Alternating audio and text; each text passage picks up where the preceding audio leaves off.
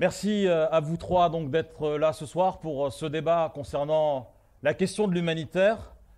Et naturellement, c'est une question épineuse puisque c'est une question qui concerne la conscience morale, qui participe du raisonnement, de la projection de l'être humain à travers son autre, et puis également peut-être une question qui permet aussi de se rassurer ou bien peut-être de se justifier. Alors, sans plus attendre, avant même de donner la parole à l'un d'entre vous trois, je propose un premier extrait vidéo qui va tout de suite nous donner un ancrage pour entamer ce débat.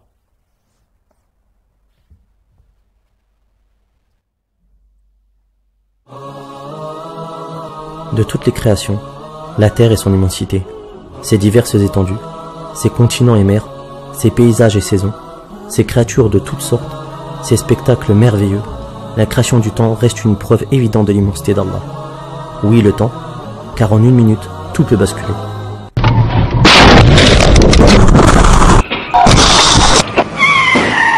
En une minute, on peut changer sa vie. Ça, c'est leur réserve d'eau. Donc ça, c'est l'eau qu'ils prennent pour boire. De l'eau que même nous, pour se laver, Wallah, on n'oserait pas. Subhanallah. Qu'est-ce qu'on va dire, Yawm al-Qiyamah, face à Allah subhanahu wa ta'ala, hein? Ces gens-là, c'est quoi? C'est des gens de la Ummah. Ummat al-Nabi alayhi salatu wa salam. Qu'est-ce qu'on va dire devant Allah subhanahu wa ta'ala? Ce sont nos frères et nos sœurs. Ils ne demandent pas grand-chose. Simplement un petit puits pour avoir un petit peu d'eau fraîche. Wallah al-Azim, tous on a les moyens. Wallah, tous on a les moyens. On pourra dire devant Allah, non, j'avais pas ou je ne pouvais pas. Wallah, on est tous capables. Tous on est capables. Si on se met tous ensemble, Wallah, on est capables très rapidement, Inch'Allah, d'apporter à ces gens-là, Inch'Allah, ils nous purent. Et la récompense auprès d'Allah, elle est grande et énorme. Mais Wallah, on sera jugé, Yawm al-Qiyamah, ça, là-dessus, aucun doute. Moussa Ibn Yacoub, quand on regarde en fait un reportage comme celui-ci, où on a pu voir des images qui concernent votre ONG, on se pose une première question.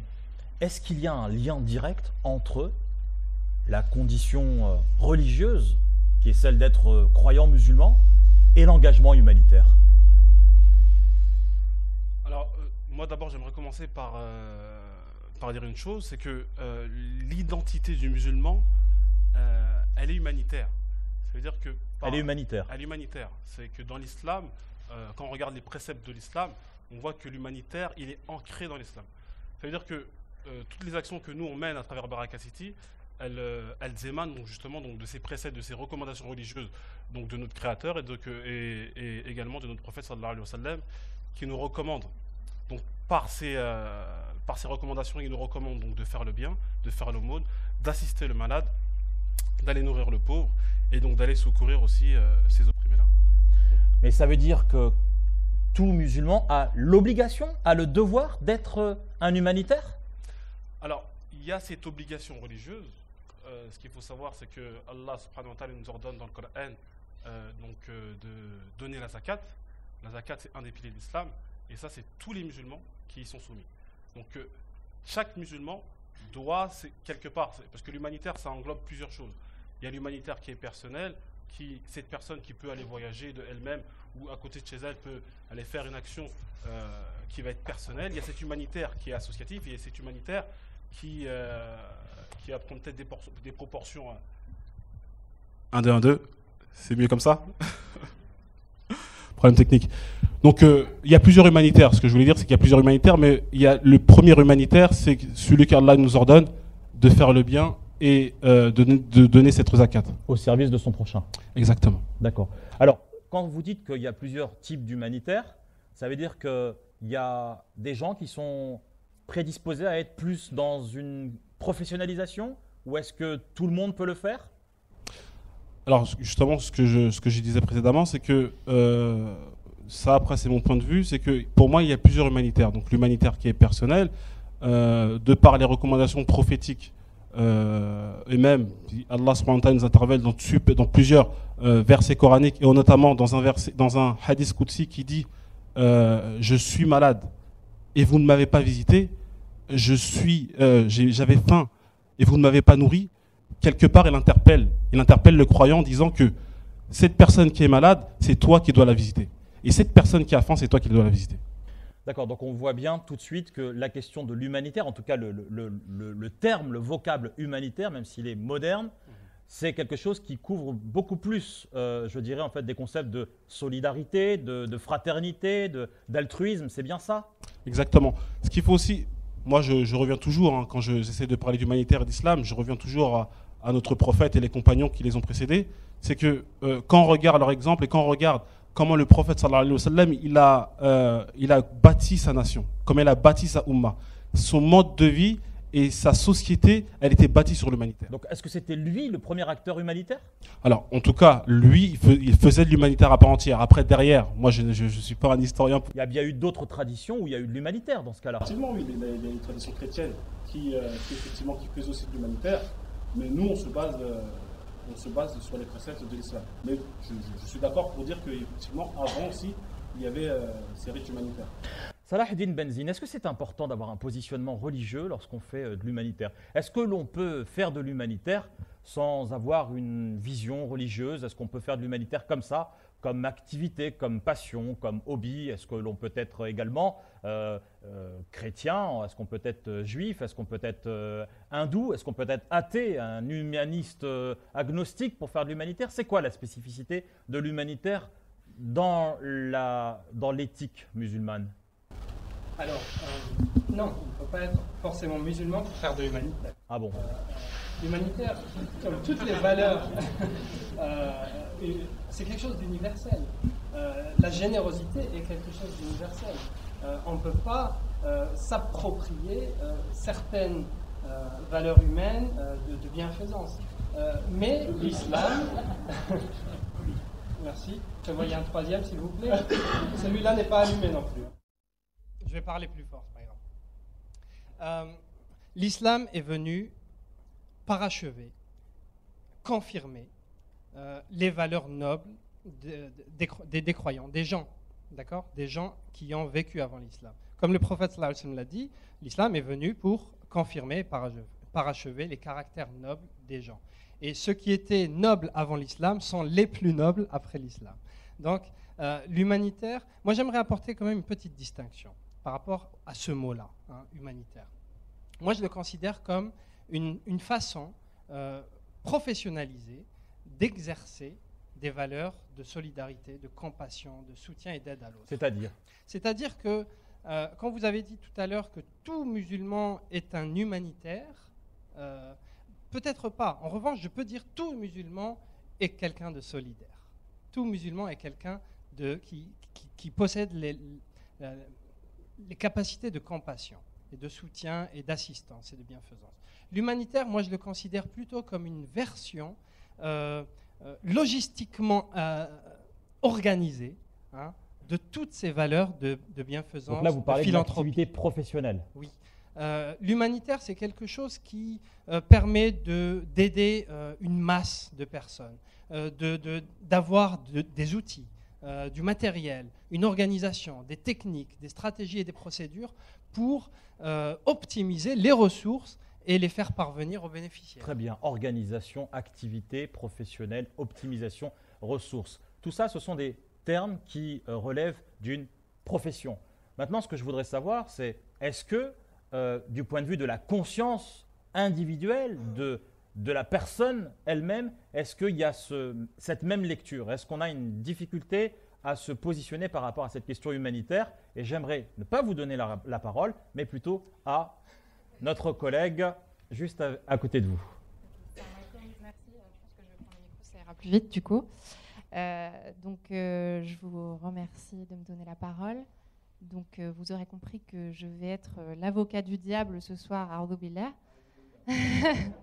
Donc voilà, il revient cette tâche difficile, mais je ne suis pas du tout là pour tirer sur les uns sur les autres. Je voudrais juste apporter un petit peu peut-être de complexité, éveiller vos consciences éventuellement. Si je peux le faire, ça sera déjà beaucoup. Allez-y. Exactement. Donc je vais revenir à l'intitulé de la question. Est-ce que l'humanitaire est notre bonne conscience, justement? Et je pense que oui. Je pense que la réponse est oui, c'est notre bonne conscience. Pourquoi? Que l'humanitaire, c'est une réponse à très court terme, finalement, mais que si on veut vraiment avoir une action, aller plus loin, et je pense qu'effectivement, dans l'éthique musulmane, on a ce devoir-là, eh bien, il faut mettre en place d'autres choses. Moi, j'ai repéré un certain nombre de choses qui me gênent dans l'humanitaire. et je vais vous proposer éventuellement des solutions à débattre sur le plateau ou dans la salle. Voilà, quand on parle d'humanitaire, en général, on a toujours les mêmes représentations. Alors en anglais, on dit de white savior complex, c'est-à-dire le complexe du sauveur blanc, donc des blancs qui vont sauver des noirs, des asiatiques, des arabes. Et je m'interroge et je vous interroge également, est-ce qu'aujourd'hui, on n'a pas des musulmans du Nord qui vont sauver des musulmans du Sud?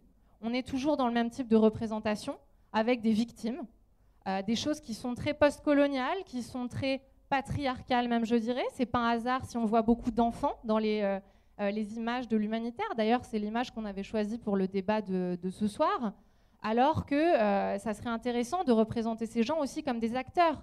D'ailleurs, parfois même, ils vont mettre des stratégies en place pour bénéficier de l'humanitaire en détournant, en n'étant pas forcément directement des victimes, mais pour s'en sortir, ils vont se présenter comme des victimes et bénéficier de l'aide. Donc moi, je vous interroge, je vous dis, je pense que l'humanitaire est notre bonne conscience, que 2 fois par an, à l'Aïd, je pense que peut-être tu pourras nous confirmer ça, 80% des dons, c'est au moment de l'Aïd, on se soulage la conscience par quelques euros. Moi, je vous dis, si on veut vraiment faire changer les choses, ça va prendre un petit peu plus de temps, un petit peu plus d'énergie de notre part, un véritable engagement si on veut faire changer les choses.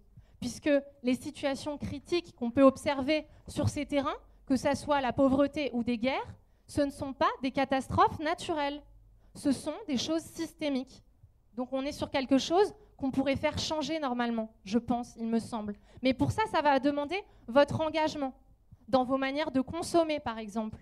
Je pense qu'il faudrait qu'on accepte, à un moment donné, dans le Nord, de payer au juste prix les ressources qu'on va chercher dans le Sud. Parce que les bénéficiaires de l'humanitaire, c'est ceux qui se font piller au quotidien. Je peux penser, je ne sais pas, le sucre, le cacao, qu'on va chercher au Congo, qu'on ne paye pas à sa vraie valeur. Donc nous, ça nous permet de faire nos courses pas chères, c'est sûr. Mais ces gens-là, après, ils mangent avec l'aide humanitaire.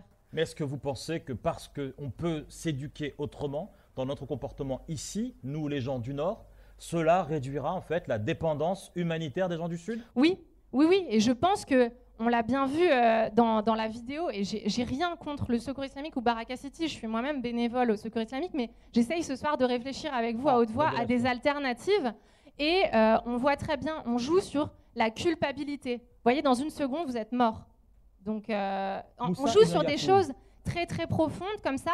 La culpabilité, je trouve que c'est quelque chose de très fort dans la communauté musulmane. Et c'est chrétien, en fait. Je pense qu'on devrait sortir de ça parce qu'on a beaucoup de ressources. Et vous pourrez le dire tous les deux, les gens sont généreux, ils ont envie de se bouger.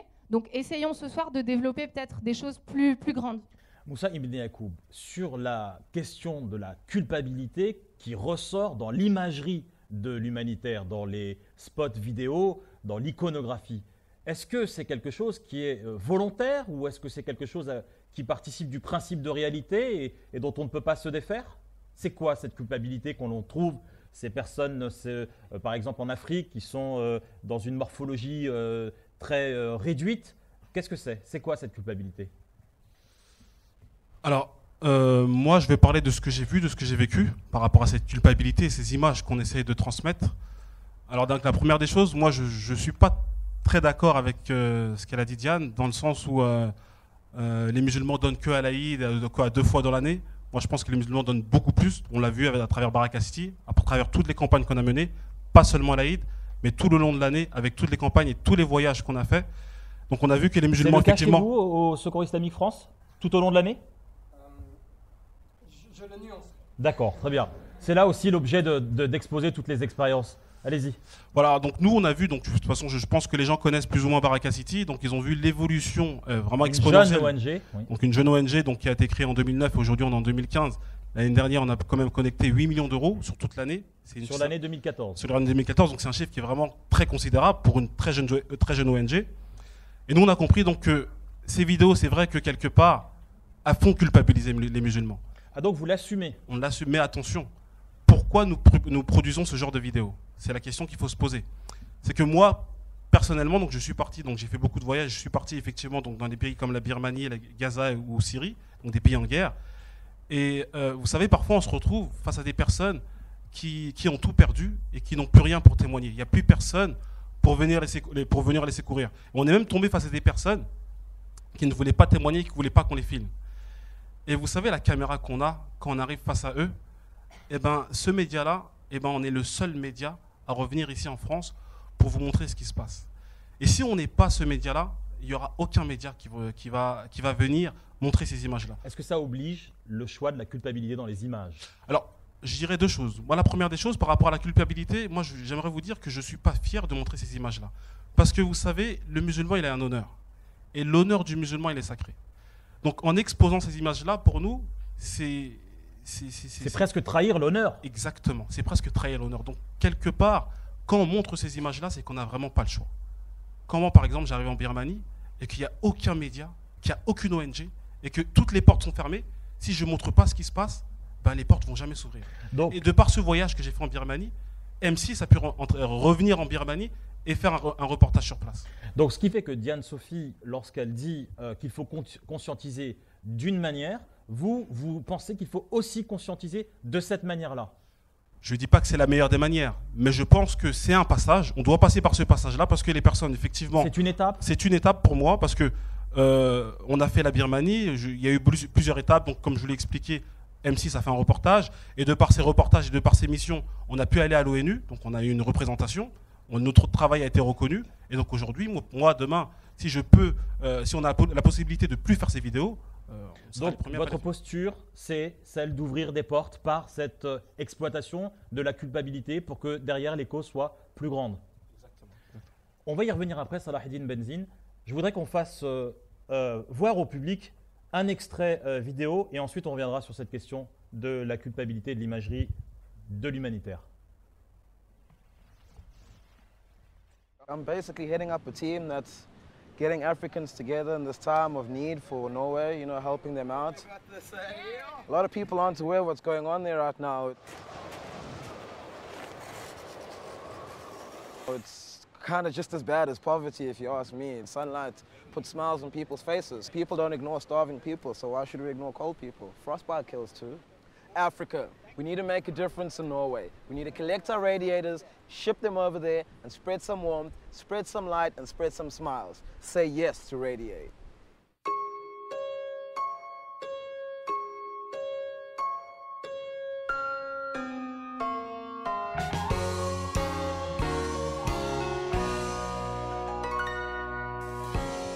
In Norway, kids are freezing. It's time for us to care. This heat's enough for Norway. If Africans would share. Yes, Africans keep thinking. Bien, sur cet extrait-là, on voit bien l'inversion de ce que vous disiez tout à l'heure, Diane Sophie, c'est qu'il y a une espèce d'instrumentalisation, une culpabilité qui est donc entretenue. Et là, on a l'inverse. On a les gens de couleur noire qui sont soi-disant d'un continent qui a besoin d'humanitaire, qui vont aller aider les pauvres Norvégiens qui souffrent de froid et à qui on va acheter des radiateurs. Oui, non, bah, on voit très bien que les représentations sont faussées, elles sont unilatérales, c'est toujours les mêmes. On a des victimes d'un côté et de l'autre des bienfaiteurs. Et ce qui est drôle, c'est qu'il faudrait s'interroger, est-ce que les techniques de communication qu'on utilise pour parler des gens dans le besoin, est-ce qu'on les utiliserait si on parlait de nous-mêmes, si on parlait de gens plus proches de nous, en France, ou je ne sais pas, parce qu'on a ces images quand même récurrentes, très violentes. Voilà, les choses qui marchent le mieux, c'est les photos d'enfants malnutris pour Médecins sans frontières ou les femmes violées, par exemple, pour le Congo. Donc c'est très problématique. D'où peut-être aussi, je pense que ça attire notre attention sur le fait qu'il faut agir de manière locale, je pense. Il faudrait peut-être s'interroger, puisque avant on amenait de l'aide du nord vers le sud. Aujourd'hui, on a énormément de gens du sud qui sont ici au nord, qui sont en bas de chez nous. On parle de cette crise des migrants là, qui est très médiatisée en ce moment. On peut s'interroger s'il n'y a pas quelque chose à faire plus près de chez nous, qu'on pourrait peut-être créer des nouvelles modalités. Donc je peux penser par exemple à un collectif qui s'occupe des migrants de la Chapelle, qui a décidé de casser les systèmes de reproduction des rapports nord-sud au sein de leur collectif. Et donc par exemple, ils ont refusé qu'une association islamique vienne servir des repas aux migrants avec leur gilet, avec des logos. Donc, parce que le logo dans l'humanitaire, c'est quelque chose de très important, vous le remarquerez, ça revient tout le temps. c'est Vous voulez pour dire la visibilité. Exactement. Et qui ont proposé que ça soit les migrants qui se servent eux-mêmes à manger. Donc moi, ça m'a beaucoup questionné parce que, comme je disais, je suis bénévole au Secours islamique. Pendant le ramadan, comme tout le monde, je fais ma bonne action. Voilà, je fais mon mea culpa, vous le voyez, mon autocritique. Et donc, je me suis interrogée, je me suis dit, je reproduis en fait complètement des systèmes de domination, toujours les mêmes. Moi, je mange bien chez moi et j'y vais et je souris en tendant le plateau repas. Voilà, donc ça m'interroge. Salah Eddine Benzine, quelques mots là-dessus, sur les deux points qu'on vient d'évoquer, et notamment sur une question du public, sur les dérives qu'il peut y avoir également. On parle de 500 millions de collectes d'euros pour la Croix-Rouge dans le cadre de l'opération d'Haïti, et pas à peine 10 maisons de construites. Sur la question de la communication, déjà, la culpabilisation, c'est un piège dans lequel on peut tomber, effectivement. Moi, j'ai souvent tendance, dans mes interventions, de dire nous ne sommes pas une communauté de la culpabilité, mais plutôt une communauté de la responsabilité. Faire culpabiliser le donateur n'est pas toujours le meilleur moyen de lui faire adhérer à la cause. En revanche, il y a d'autres moyens. C'est vrai que quand on est une association humanitaire, nous saisissons des manières de communiquer. Au Secours islamique, après 25 ans d'expérience, bientôt 25 ans, nous avons acquis une certaine maturité qui nous permet d'opter plutôt pour le témoignage. Donc transmettre l'information, faire état de la réalité du terrain, sans jamais porter atteinte à la dignité du bénéficiaire. Ça, c'est quelque chose qui est vraiment inscrit dans notre ligne aujourd'hui. Donc ça, c'est une école de pensée humanitaire qui est différente de celle dont on a entendu tout à l'heure, mais finalement, vous pensez qu'on peut atteindre aussi la conscience du donateur à travers ce prisme-là qui est celui de ne pas culpabiliser. Oui, absolument. Et les faits sont là. Aujourd'hui, nous constatons que les donateurs, de manière très rationalisée, très intellectualisée, j'ai envie de dire, s'engagent avec nous sur des terrains où ils vont chercher l'information, où ils nous questionnent sur nos faiblesses, plein de choses comme ça. Mais j'aimerais vous poser une question. Vous venez de dire que vous avez un quart de siècle d'existence. Vous êtes certainement passé par un âge peut-être plus jeune et où vous aviez peut-être davantage axé dans l'imagerie, en tout cas, davantage sur la culpabilité que sur la responsabilité. Absolument. Nous avons été jeunes et nous avons eu des manières de communiquer qui ont évolué. Nous avions aussi le côté très spirituel, très islamique, les frères Fissabilillah, etc. Donc on a eu aussi cette période-là. Donc ça correspond à une maturation chez vous ? Je pense, oui. Et la deuxième chose, c'est que le public... Diane disait qu'effectivement, on fait notre bonne action à certaines périodes de l'année. Moi, je pense que ce n'est pas seulement cela. Ce n'est pas soulager sa conscience. Les donateurs font des dons à certaines périodes de l'année. C'est vrai, plus que d'autres, tout simplement parce que cela correspond à un calendrier fixe. Le ramadan, c'est le mois de la récompense. Au calendrier cultuel. Absolument. Le ramadan, c'est le mois de la zakat al-fitr. Et ils sont obligés de la donner à ce moment-là. Ils ne peuvent pas la donner à un autre moment de l'année. Et en plus, la récompense est multipliée à plus de 70 fois pendant le ramadan. Alors les gens sont de bons investisseurs. Être un musulman performant, pour faire un petit clin d'œil au cher William. Donc effectivement, il y a certaines périodes, puis Eid al-Adha bien sûr, il faut faire son sacrifice, on ne peut pas le faire sur un autre moment. Donc, mais nous avons de plus en plus de donateurs qui s'engagent à l'année, soit à travers le don régulier, par prélèvement mensuel, etc. Et ça, c'est une vraie force pour nous, pour anticiper les actions, etc. Et je finirai sur une dernière chose que Diane a soulevée.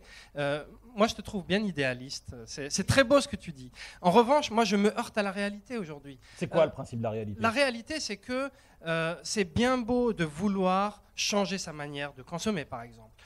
Je ne suis pas sûr que nous soyons tous aujourd'hui prêts à payer 30% de plus à la caisse lorsqu'on va faire nos courses. Mais comment on fait pour inciter les gens à être prêts ? Je ne sais pas. En fait, c'est un travail qui doit commencer depuis tout petit. On doit éduquer nos enfants dans ce principe-là, de faire en sorte que...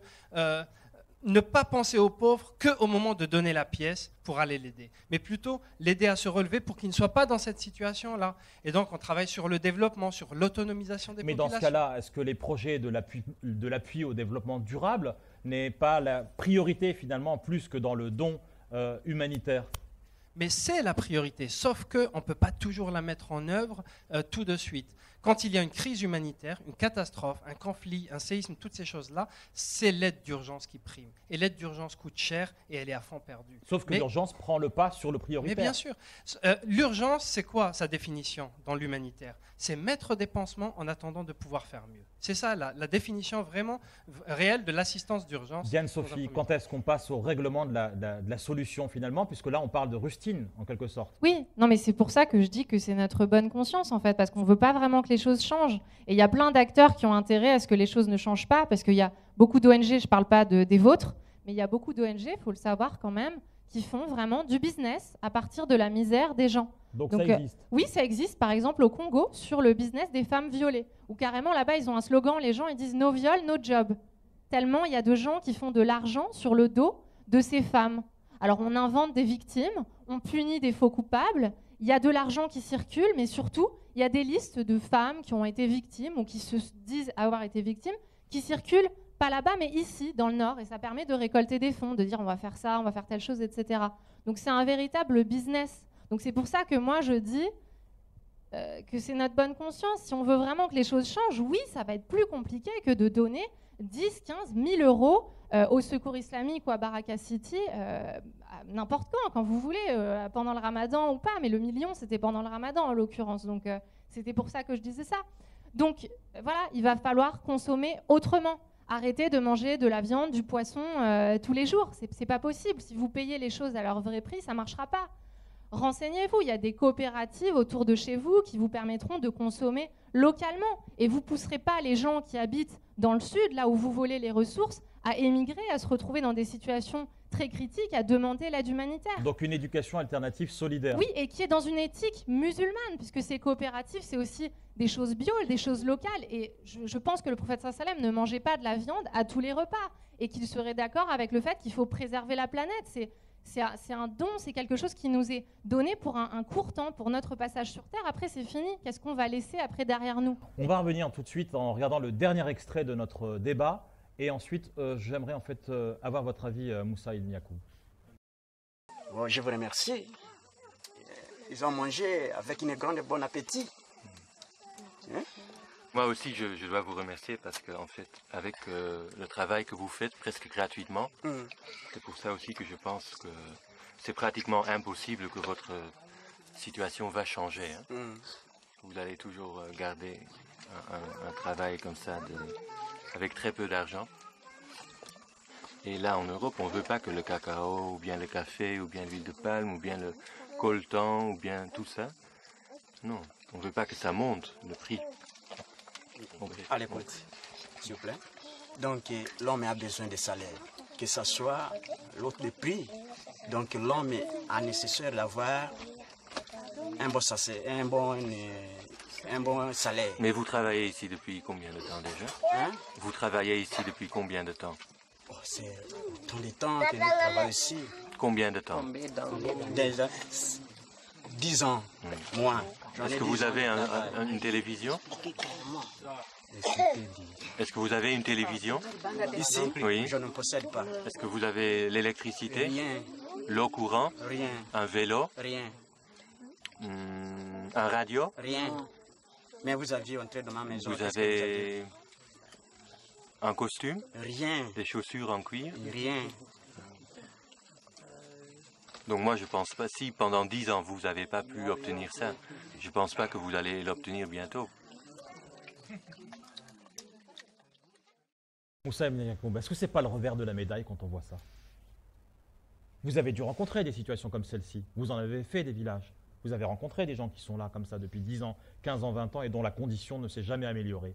Et pourtant, vous avez été l'ambassadeur, le porte-parole de donateurs qui en fait vous ont transféré des dons et donc vous ont transféré leur confiance.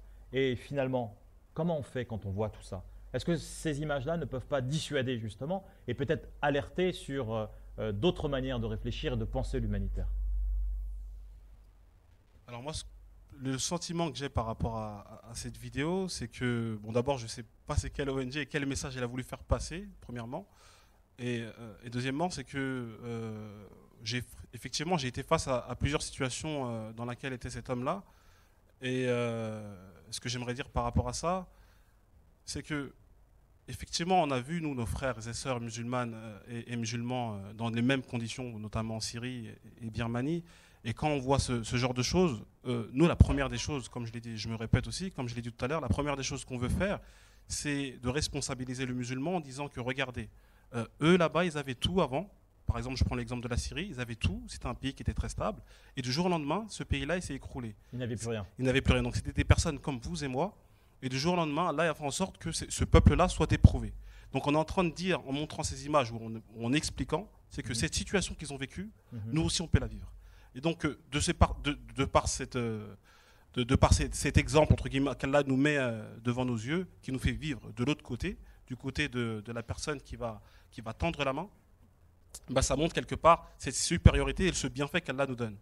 Et donc en voyant ces images-là, je veux dire, en montrant ces images-là, c'est responsabiliser le musulman et montrer au musulman qu'il a le devoir donc, de secourir ces personnes-là parce qu'Allah il a favorisé par rapport à ces personnes-là et que peut-être que lui aussi sera dans la même situation. Très bien. Salahdin Benzine, est-ce que ces images-là, en fait, vous renvoient une réalité? Est-ce que ça renvoie toute la réalité ou est-ce qu'il y a d'autres choses aussi qui sont importantes à prendre en considération? Bien sûr, c'est parfaitement la réalité que nous vivons aujourd'hui et que dénonce d'ailleurs Diane. Ces gens-là ne pourront jamais s'en sortir dans l'état où le système les a mis. Donc il y a une approche systémique. Mais absolument. Les catastrophes naturelles ou les conflits ne sont pas la majorité des crises humanitaires aujourd'hui. La famine qui dure depuis des décennies en corne de l'Afrique, c'est quelque chose qui n'est pas forcément toujours dû qu'à la violence ou... voilà. Et dans ce cas-là, vous avez l'impression, des fois, de travailler à contre-courant? À contre-courant, peut-être. C'est-à-dire que nous essayons d'apporter une aide contre un système qui, de toute façon, va détruire cette aide. Je pense à Gaza, par exemple, où la reconstruction ne cesse d'être redétruite. Et pourtant, on est obligé d'aller la refaire, cette aide-là, à chaque fois. Et nous savons que notre travail va probablement être détruit. Mais les Gazaouis, eux, savent très bien que leur résistance à eux, c'est de reconstruire ce qui est détruit, même s'ils savent que ça va être détruit à nouveau. Et le fait pour eux simplement de vivre est une résistance. Et on a vu des pêcheurs, nos équipes là-bas, partir pêcher en mer, alors qu'ils savent très bien qu'ils risquent d'être fusillés, enfin tirés, bombardés dans leur barque. Et pourtant, ils continuent à pêcher en disant « c'est ma manière de résister, c'est de faire mon travail et de nourrir ma famille ». Parce que de toute façon, voilà. Je viens de voir une question qu'un frère Jamel dans la salle a posée. Ne faut-il pas former les gens à la pêche plutôt qu'à leur donner le poisson? Mais bien sûr, absolument. C'est notre objectif final. Sauf qu'on ne peut pas toujours le faire comme ça. C'est-à-dire que Alors, si c'est votre objectif final, est-ce que ça veut dire que c'est vous, les mêmes acteurs, qui vont s'occuper de cela, ou bien vous préparez le terrain pour d'autres professionnels qui vont donc justement terminer ce dispositif? Alors, en fait, sur le terrain, les ONG en général et le Secours islamique en particulier travaillent toujours en coordination avec les autres acteurs du terrain. Il y a ce qu'on appelle des clusters. Ce sont des groupes de travail où les ONG se réunissent sous l'égide des Nations Unies, des organisations humanitaires des Nations Unies, qui vont coordonner le travail, c'est-à-dire éviter qu'il y ait des vides et éviter qu'il y ait des doublons sur certains secteurs et sur certains domaines d'activité. Donc la sécurité alimentaire, l'eau, l'enfance, etc. Donc, effectivement, le travail de chacun peut aider soit ses propres équipes à réaliser l'étape suivante, soit d'autres ONG à apporter leur expertise sur certains domaines que nous ne maîtrisons pas. C'est ça l'important. Après, la question, lorsqu'il y a une crise humanitaire d'urgence, la première chose à faire, c'est de sauver les gens, de sauver leur vie. C'est-à-dire, s'ils ont soif, de leur donner à boire, s'ils ont faim, de leur donner à manger. Et s'ils n'ont pas d'abri, de leur en donner. Ça, c'est les fondamentaux et c'est le bas de la pyramide de Maslow. Une fois qu'on a sécurisé les gens contre les dangers les plus vitaux, voilà, c'est-à-dire l'insécurité et la faim et la soif, eh bien, nous passons à l'étape suivante, comment faire en sorte qu'ils puissent s'en sortir par eux-mêmes. Donc, à ce moment-là, nous commençons les forages de puits, les distributions de semences agricoles. Et par exemple, actuellement en Somalie, nous formons les pêcheurs à construire eux-mêmes des bateaux en fibre de verre, qui est beaucoup plus solide que le bois, beaucoup plus léger, etc. Donc nous avons tout un système de formation de pêcheurs, justement, parce que la question tombe très bien, pour qu'ils puissent s'en sortir par eux-mêmes par la suite.